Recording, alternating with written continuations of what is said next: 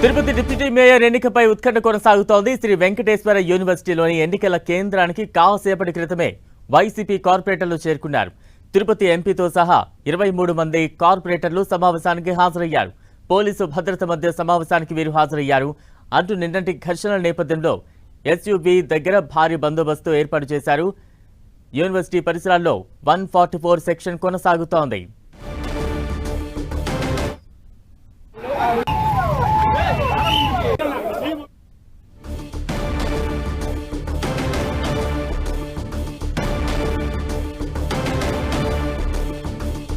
Tirupati deputy mayor ఎన్నిక ఉత్కంఠభరితంగా సాగుతోంది. ప్రస్తుతం అయితే ఉద్రిక్త వాతావరణం కొనసాగుతోంది.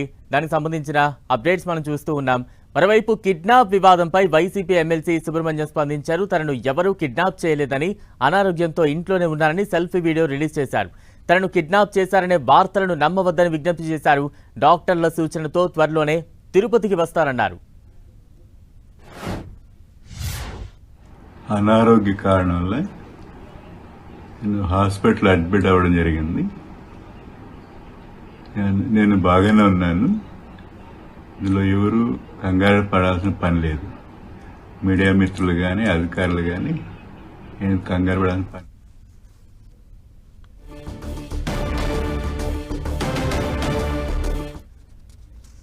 తిరుపతిలో రాజకీయాలు ఉద్రిక్తంగా మారాయి. తాజా అప్డేట్స్ అందించేందుకు మా ప్రతినిధి మురళి సిద్ధంగా ఉన్నారు. మురళి,